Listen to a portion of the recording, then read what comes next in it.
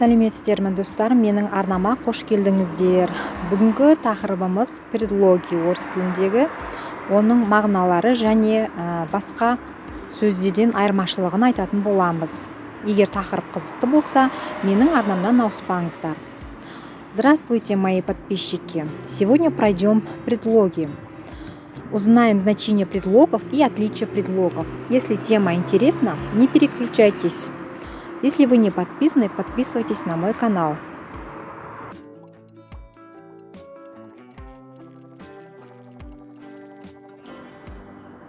Сонымен предлог дегеніміз не? Ол орыс тілінде сөзбен сөзді байланыстыратын, немесе сөйлемдерді біріктіретін сөз қосалқы сөз табы болып табылады. Итак, узнаем, что такое предлог. Предлог – это отдельное слово, которое выражает зависимость слов друг от друга в сочетании и предложении.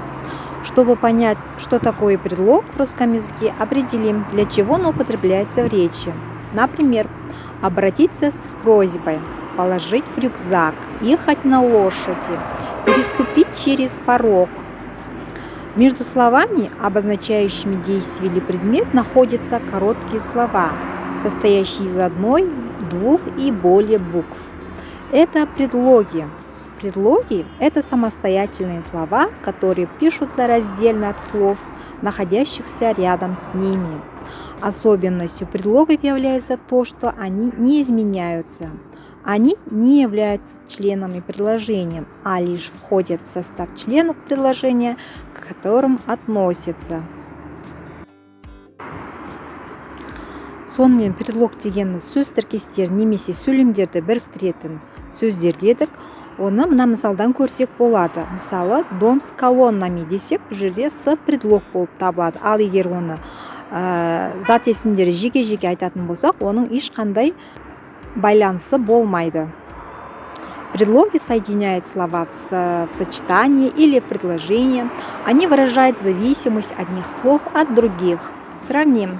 Дом с колоннами. Здесь отдельные слова существительные – это дом и колонны. В первом случае от слова «дом» можно задать вопрос «с чем?». С колоннами. Предлог «с» показывает, что существительные колоннами зависит от слова «дом». Во второй записи находятся отдельные слова, между которыми нет никаких отношений. Каждое слово существует само по себе. Они не связаны друг с другом по смыслу и грамматически, так как между ними нет предлога. Без предлогов не обойтись в речи. Без них невозможно выразить свои мысли, построить связное высказывание. Алмына сөйлемде последний желтый лист летел с дерева на землю десек, бұл жерде предлогтар с, на.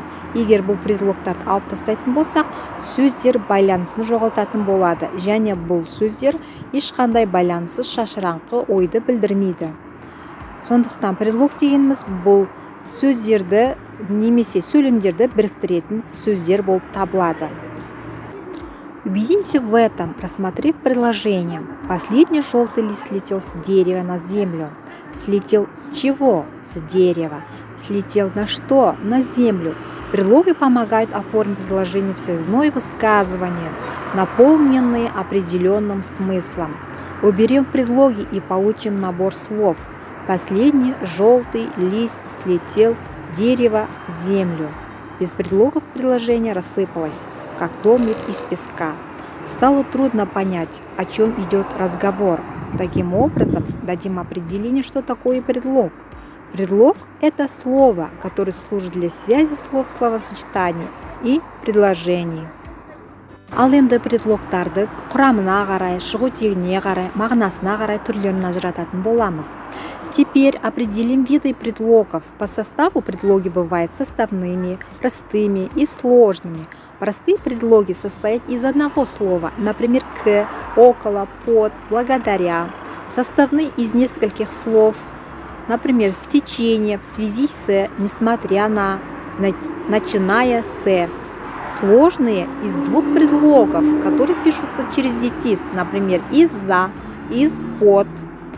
По происхождению предлоги бывают непроизводными и производными. Непроизводные предлоги ни от каких слов не образованные, производные образованы от самостоятельных частей речи. Список непроизводных предлогов. У, с, к, в, по, до, на, от, под, над, при, без. Производные предлоги могут образовываться от таких частей речи, как имена существительные. Например, в течение, вследствие, насчет. От глаголов.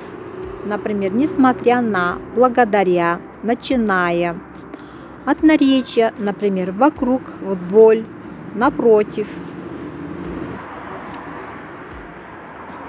А по значению предлоги бывают предлоги времени, места, причины, цели, образа действия, объекта действия. Предлоги в русском языке вместе с окончаниями слов помогают выразить смысловые отношения. Приведем разряды предлогов с конкретными примерами. Предлоги времени – это предлоги с, до, к, перед, после, через, за, в течение. Предлоги места – это в, у, к, на, над, под, перед, около, вокруг, напротив, между. Предлоги причины – из-за, ввиду, вследствие, благодаря, по, от, за. Предлоги цели – ради, для, на. Предлоги образа действия – с, по, в, без. Предлоги объекта действия – о, об, по, про, с, насчет. Один и тот же предлог может иметь несколько значений, поэтому разряд предлогов по значению определяется в контексте.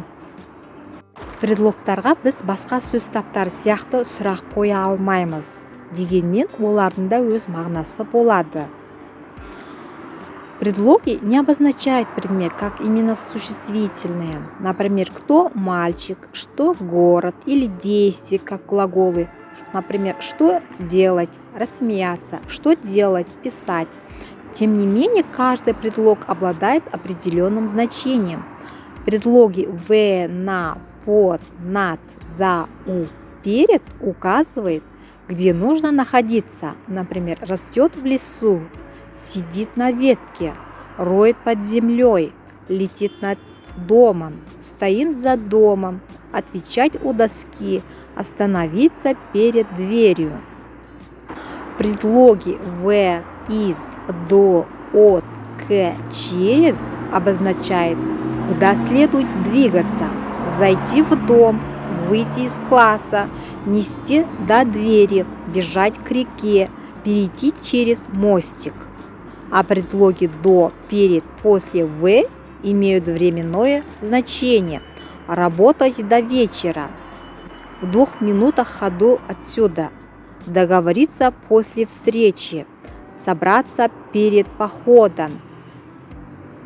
Предлогтар туралы мына ескертпені жаттап алсаңыздар болады. Предлог дегеніміз бұл сөз табына жатпайды. Бұл қосалқы сөз табы.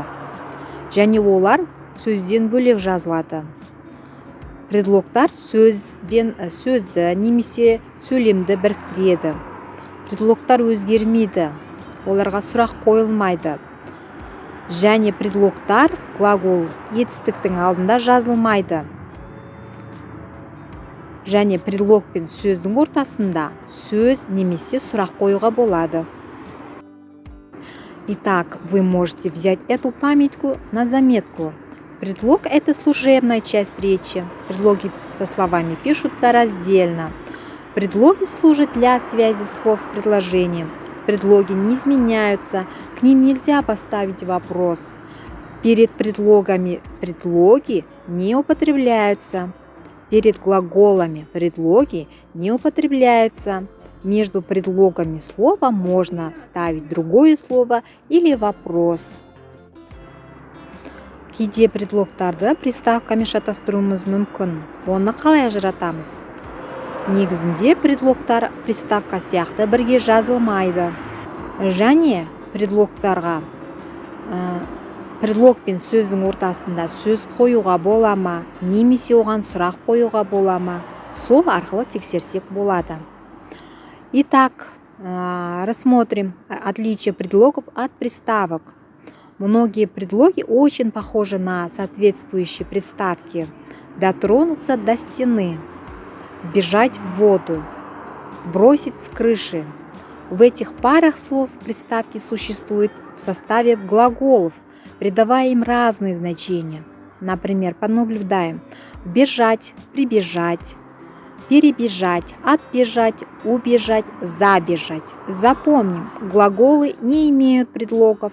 С предлогами употребляются только имена. Чтобы понять, приставка это или предлог, выполним следующие приемы проверки. Можно ли вставить между словом и предполагаемым предлогом вопрос? Поищем определение к имени и вставим между предлогом и словом. Рассмотрим, как работают эти приемы. Дотронуться до чего? До стены. Ставим между предлогом и существительным местоимение. Это до этой стены, значит это предлог. Бежать во что? В воду. В речную воду. Между предлогом и словом существительным ставим прилагательные. Значит это предлог. Спросить с чего? С крыши. Ставим между предлогом и словом прилагательные. Значит это предлог.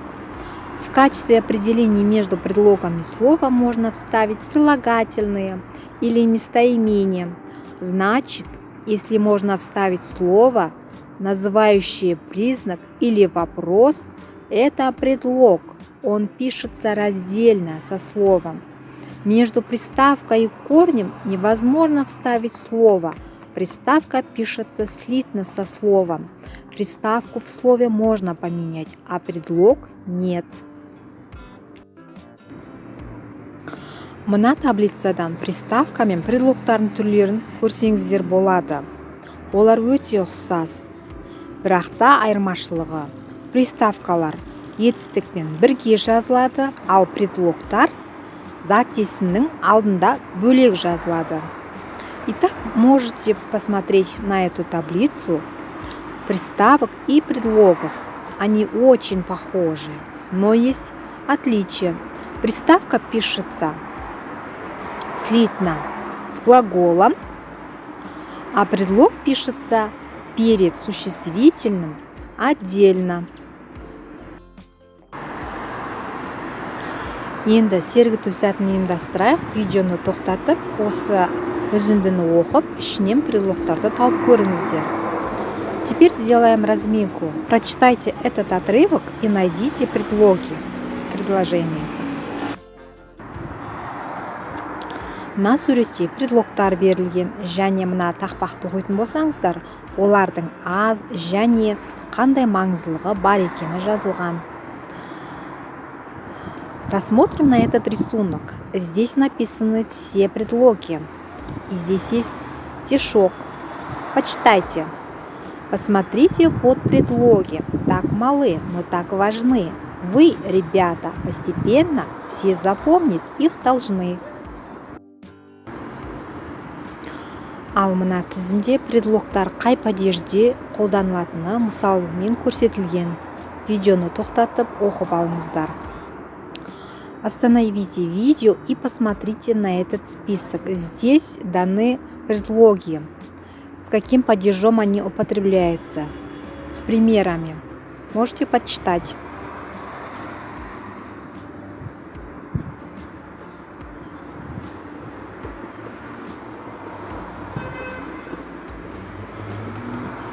Предлог бұл қосалқы сөйлем мүшесі, ол өзгермейді және сөйлем мүшесі болып табылмайды. Ол сөздерді бір-бірімен байланыстырады және олардың бағыныштылығын білдіреді. Олар құрамына қарай жай, күрделі және құрамдас болады. Шығуына қарай олар производный, непроизводный болады. Ал мағыналарына қарай уақыт, жер, себеп салдар, мақсат және объектіні білдіреді. Что мы узнали сегодня на уроке? Предлог – это служебная часть речи, которая не изменяется и не является в предложении самостоятельным членом предложения. Предлоги выражают отношения между зависящими друг от друга словами. Вместе с окончаниями слов служат для связи слов в словосочетаниях и предложениях. По составу предлоги бывают простыми, составными и сложными. По происхождению предлоги бывают производными и непроизводными. По значению предлоги бывают времени, места, причины, цели, образа действия, объекта действия. Ал енді сабақты бекіту мақсатында видеоны тоқтатып, мына жаттығуды жасап көріңіздер. Жақшаларды ашып, қай жерінде дефис қою керек болса қойып шығыңыздар. Комментарийға жазсаңыздар болады. Теперь, чтобы закрепить наш урок, выполним это упражнение. Остановите видео, раскройте скобки. Там, где нужно, поставьте дефис. Можете написать ответы в комментарии. Бүгінгі сабақ пайдалы болды деген ойдамын. Арнама жазылып, достарыңызбен бөлісе отырыңыздар. Думаю, что сегодняшний урок был полезным. Спасибо за ваше внимание.